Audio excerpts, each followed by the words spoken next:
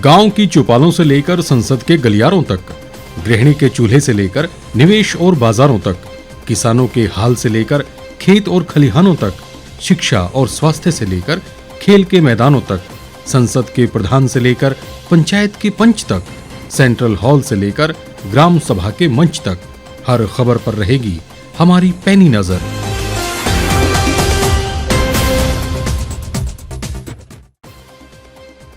Central Vista project को supreme court की हरी झंडी।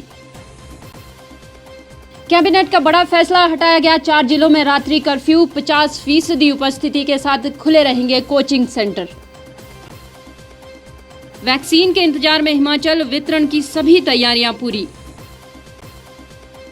कुसुम्पटी विधायक अनिरुद्ध सिंह को आसाम में मिली नई जिम्मेदारी। हिमाचल में बोर्ड परीक्षाएं 4 मई से। नमस्कार, स्वागत है आपका द रीव टाइम्स न्यूज चैनल में। मैं हूं अंजना ठाकुर। अब खबरें विस्तार से। सुप्रीम कोर्ट ने केंद्र सरकार की महत्वाकांक्षी परियोजना सेंट्रल विस्टा प्रोजेक्ट को हरी झंडी दे दी है। इसके साथ ही नए संसद भवन के निर्माण का रास्ता भी साफ हो गया। कोर्ट ने पर्यावरण मंत्रालय द्वारा दी गई सिफारिशों को बरकरार रखा और निर्माण के दौरान पर्यावरण का ध्यान रखने की बात कही। सुप्रीम कोर्ट ने मंगलवार को सेंट्रल विस्टा प्रोजेक्ट को चुनौती देने वाली याचिकाओं पर अपना फैसला सुनाते हुए मोदी सरकार को बड़ी राहत दी है। सुप्रीम कोर्ट ने सेंट्रल विस्टा प्रोजेक्ट को मंजूरी दे दी है। Justice A.M. Khanwilkar, justice Dinesh Maheshwari और जस्टिस संजीव खन्ना की बेंच ने 2-1 के बहुमत से ये फैसला सुनाते हुए कहा कि पीठ सरकार को इस योजना के लिए मंजूरी दे रही है। इससे पहले सुप्रीम कोर्ट ने 7 दिसंबर को पिछली सुनवाई में नए संसद भवन के लिए आधारशिला रखने की अनुमति दी थी, लेकिन इसके साथ में ये भी निर्देश दिया था कि कोई निर्माण नहीं होगा। मामले में कोर्ट ने पिछले साल 5 नवंबर को अपना फैसला सुरक्षित रख लिया था। इस पीठ में जस्टिस दिनेश माहेश्वरी और संजीव खन्ना भी थे। दिल्ली में राजपथ के दोनों तरफ के इलाके को सेंट्रल विस्टा कहते हैं। इसके अंतर्गत राष्ट्रपति भवन से इंडिया गेट के करीब प्रिंसेस पार्क का इलाका आता है। सेंट्रल विस्टा रीडेवलपमेंट प्रोजेक्ट केंद्र सरकार के इस पूरे इलाके को रेनोवेट करने की योजना को कहा जाता है। इसी प्रोजेक्ट के तहत नए संसद परिसर का निर्माण किया जाना है। गौरतलब है कि पीएम मोदी ने 10 दिसंबर को नए संसद भवन के निर्माण के लिए आधारशिला रखी थी और भूमि पूजन किया, जो 20,000 करोड़ रुपए की सेंट्रल विस्टा परियोजना का एक हिस्सा है। सितंबर 2019 में सेंट्रल विस्टा प्रोजेक्ट की घोषणा की गई थी। इसमें 876 सीट वाली लोकसभा, 400 सीट वाली राज्यसभा और 1224 सीट वाला सेंट्रल हॉल बनाया जाएगा। इसका निर्माण 75वें स्वतंत्रता दिवस पर अगस्त 2022 तक पूरा कर लिया जाएगा। इसमें केंद्रीय सचिवालय का निर्माण वर्ष 2024 तक पूरा करने की योजना है। हिमाचल प्रदेश मंत्रिमंडल की बैठक आज मुख्यमंत्री जयराम ठाकुर की अध्यक्षता में प्रदेश सचिवालय में आयोजित की गई। इसमें कई अहम निर्णय लिए गए। रात्रि कर्फ्यू को हटाने और बर्ड फ्लू पर रोकथाम को लेकर विभागों ने प्रस्तुति भी दी। बैठक में प्रदेश के 4 जिलों में लगाए गए रात्रि कर्फ्यू को हटाने का निर्णय लिया गया है। कैबिनेट बैठक में 50% उपस्थिति के साथ कोचिंग सेंटर खोलने का निर्णय लिया गया। इसके लिए विभाग अलग से SOP बनाएगा। आज हिमाचल प्रदेश मंत्रिमंडल की बैठक माननीय मुख्यमंत्री श्री जयराम ठाकुर जी की अध्यक्षता में संपन्न हुई। जो प्रेजेंटेशन हेल्थ डिपार्टमेंट द्वारा दी गई है कैबिनेट को, लगभग 8,000 से नीचे उतर करके 1,600 पर जो है एक्टिव केस पहुँच गए हैं। जहाँ रिकवरी का रेट भी जो है वो हमारा 78% पहुँच गया था, वो भी बढ़कर के 95% हो गया है। तो इन सारी स्थितियों को देखते हुए मंत्रिमंडल ने निर्णय लिया है कि जो 4 जिलों में नाइट कर्फ्यू लगाया गया था, उसे जो है वो कल से समाप्त कर दिया जाएगा। अब पूरे प्रदेश में कहीं भी नाइट कर्फ्यू नहीं रहेगा। कोचिंग क्लासेस जो हैं हिमाचल प्रदेश में भी SOPs के साथ 50% कैपेसिटी में ही वो कोचिंग क्लासेस के हैं वो खुलेंगी। बाकी सभी रिस्ट्रिक्शन जो सोशल गैदरिंग की हैं वो एज इट इज़ रहेंगी। कैबिनेट में बर्ड फ्लू को देखते हुए पशुपालन विभाग ने प्रस्तुति दी, जिसमें विभाग को हर जगह जांच के आदेश दिए गए हैं और इसे फैलने से रोकने के लिए प्रबंध करने को भी कहा गया है।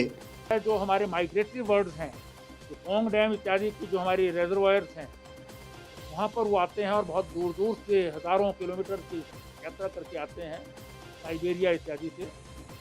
उनकी जो है मृत्यु हो रही है। उसकी टेस्टिंग भी भेजी थी और टेस्टिंग की जो रिपोर्ट आई है उसके मुताबिक ये फ्लू जो है उनमें पाया गया। डिप्टी कमिश्नर कांगड़ा द्वारा जो है वो नोटिफिकेशन किया गया है। उस एरिया के सभी, उसमें चाहे वो एग्स हैं, चिकन है, मीट है, वो सब जो है वहाँ पर बैन कर दिया है। काम करने के लिए जो है वो एनिमल हस्बेंड्री को कहा गया है और उसमें जो दवाइयाँ इत्यादि हैं वो सब इनको मुहैया करा दी गई हैं।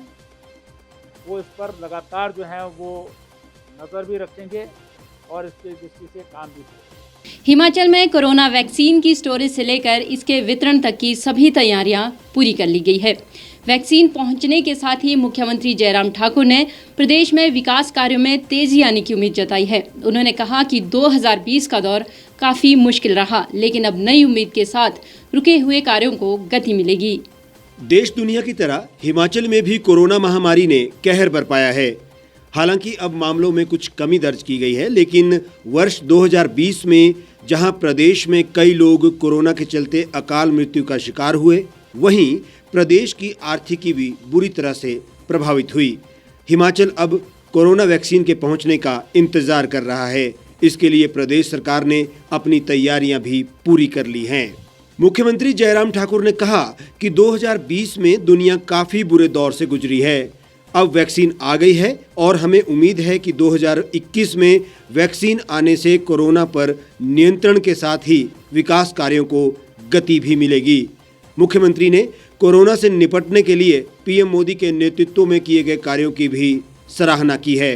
देखिए, ऐसा है कि कोविड के कारण कुछ जगह प्रभावित हुए हैं, प्रोजेक्ट प्रभावित हुई, इसमें बुराई नहीं, लेकिन हम बहुत तेजी से रिकवर कर रहे हैं। 2021 में हम 100% जो है, आई एम श्योर कि कोविड का ये दौर समाप्त होता है, जैसे हमको उम्मीद है कि वैक्सीन भी अब आने वाली है।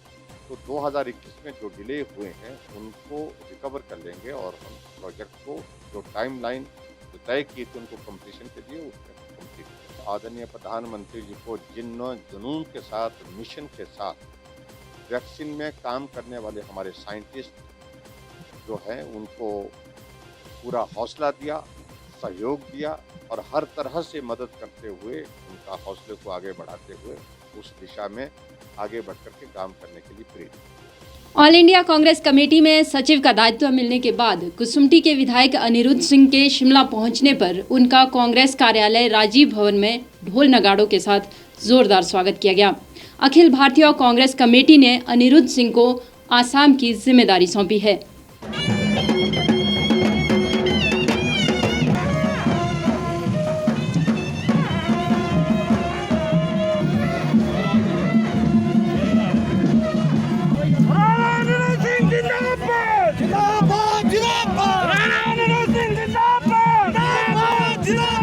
अनिरुद्ध सिंह ने कहा कि अखिल भारतीय कांग्रेस कमेटी में सचिव बनने के बाद उन्हें असम की जिम्मेदारी दी गई है।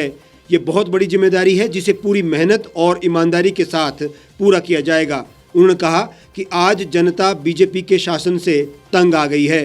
अब असम में कांग्रेस की सरकार बनेगी। वो 2-3 दिन में असम जाएंगे और कांग्रेस की जीत सुनिश्चित करने के लिए कार्य करेंगे। मुझे अखिल भारतीय कांग्रेस कमेटी का सचिव पद की जिम्मेवारी मिली है। बहुत बड़ी जिम्मेवारी है, अपनी निष्ठा और ईमानदारी से पूर्णतः निभाएंगे और मैं समझता हूँ कि असम में जो है कांग्रेस की सरकार है। असम में अभी प्रेजेंटली 126 सीटें, टोटल असेंबली 126 सीटों की है और अभी फिलहाल जो है 24 सीटें कांग्रेस के से, परंतु वहाँ की जनता जो है, क्योंकि 2016 में भी जो बीजेपी ने वादे किए थे असम में, एक भी जो है हिमाचल की तरह पूरा नहीं किया। लोग कांग्रेस को वोट डालना चाह रहे हैं, इसी के लिए हम काम कर रहे हैं। बूथ मैनेजमेंट की, माइक्रो मैनेजमेंट की हम लोग वहाँ पे प्लानिंग करके आए हैं और ज़रूर वहाँ पे बहुमत में सरकार।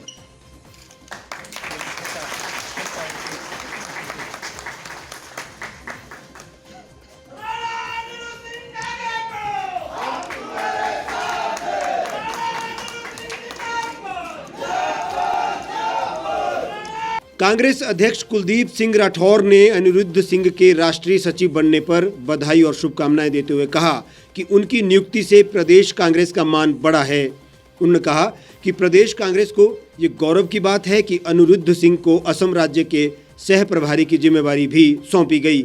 उन्होंने उम्मीद जताई है कि अनिरुद्ध सिंह इस नई जिम्मेदारी को सफलतापूर्वक पूरा करेंगे। बहुत खुशी की बात है हिमाचल प्रदेश कांग्रेस कमेटी के लिए कि हमारे एक युवा विधायक को अखिल भारतीय कांग्रेस कमेटी में सचिव का पद दिया गया है और इसलिए भी खुशी है कि हमारे यहाँ से 3 प्रदेश में सचिव हैं। इससे ये जाहिर होता है कि हमारी जो ऑल इंडिया कांग्रेस कमेटी है इन्हें हिमाचल प्रदेश के लोगों पर विश्वास है, उनकी क्षमता पे विश्वास है। मुझे इस बात का पूरा यकीन है कि जो जिम्मेवारी इनको दी गई है उस जिम्मेवारी का ये जो है बहुत अच्छी तरह से निर्वहन करेंगे। हिमाचल प्रदेश में शैक्षणिक सत्र 2020 और 21 की बोर्ड परीक्षाएं 4 मई से शुरू होंगी। वैश्विक महामारी कोरोना से उपजी परिस्थितियों के बीच सीबीएसई की परीक्षा तिथियों की घोषणा और हिमाचल प्रदेश स्कूल शिक्षा बोर्ड अध्यापकों और अभिभावकों के साथ हुई चर्चा के बाद प्रदेश सरकार ने मई से बोर्ड परीक्षाएं करवाने का निर्णय लिया है, जबकि नॉन बोर्ड परीक्षाएं अप्रैल में होंगी। वैश्विक महामारी कोरोना संक्रमण को रोकने के लिए स्कूलों में सुरक्षा के पुख्ता इंतजाम का दावा प्रदेश सरकार कर रही है। स्कूलों में भीड़ जमा ना हो, इसके लिए नॉन बोर्ड कक्षाओं की परीक्षाएं 10 अप्रैल 2021 से स्कूलों द्वारा आयोजित की जाएगी। शिक्षा मंत्री ने कहा कि 10वीं और 12वीं की बोर्ड परीक्षाएं 4 मई 2021 से ऑफलाइन आयोजित की जाएंगी। परीक्षाओं की date sheet Himachal Pradesh school शिक्षा बोर्ड द्वारा जल्द ही जारी कर दी जाएगी। शिक्षा मंत्री गोविंद ठाकुर ने परीक्षाओं के शेड्यूल की जानकारी देते हुए कहा कि बोर्ड की परीक्षाएं मई से शुरू होंगी और इसके लिए सभी तैयारियां पूरी हैं। उन्होंने कहा कि प्रैक्टिकल परीक्षाएं 15 से 30 अप्रैल 2021 के बीच आयोजित की जाएंगी। इन परीक्षाओं के प्रश्न पत्र इस वर्ष स्कूलों द्वारा अपने स्तर पर तैयार किए जाएंगे, लेकिन परीक्षाएं बोर्ड द्वारा निर्धारित तिथियों पर ही होंगी। अभी कोरोना के कारण से जिस प्रकार से शिक्षा पर असर तो पड़ा है, अब उसके बाद ये कि अभी हमने कहा है कि जो हमारे जो बोर्ड के एग्जामिनेशन होने हैं 10th और 10+2 के, इन एग्ज़ाम्स को हमने कहा है कि हम 4 मई 2021 से ऑफलाइन हम इसको प्रारंभ करेंगे और उसके पश्चात ये है कि इसको तैयार करके यानी उसके बाद ये एग्ज़ाम होंगे, क्योंकि अभी केंद्रीय मंत्री रमेश पोखरियाल जी ने भी स्टेटमेंट दिया है कि सीबीएसई के जितने भी परीक्षाएं हैं ये 5 मई के बाद होंगी और उसी में हमने कहा है कि बच्चों की जो प्रैक्टिकल परीक्षाएं हैं ये 15 अप्रैल से लेकर के 30 अप्रैल के मध्य में होंगी और इन प्रैक्टिकल परीक्षाओं का जो भी पेपर होगा वो एजुकेशन बोर्ड तैयार नहीं करेगा, क्योंकि इस बार यानी ऑनलाइन पढ़ाई के कारण से और कई बातें की कमी रही है और इसी में कहा है कि जो संबंधित स्कूल है और संबंधित जो शिक्षक हैं वही प्रैक्टिकल की परीक्षाएं वहाँ पर प्रारंभ करेंगे और उसमें एक सेक्शन जो नॉन बोर्ड जो कक्षाएं हैं उनके पेपर्स के लिए हमने कहा कि 10 अप्रैल से वो पेपर्स होंगे और ये सभी के सभी जो परीक्षाएं होंगी इनमें हम टाइम का भी कुछ ऐसा शेड्यूल तैयार करेंगे जिससे स्कूलों में भीड़ भी ना बढ़े और इसलिए बड़ा सफलतापूर्वक हम बच्चों की परीक्षाओं को करवाने वाले हैं।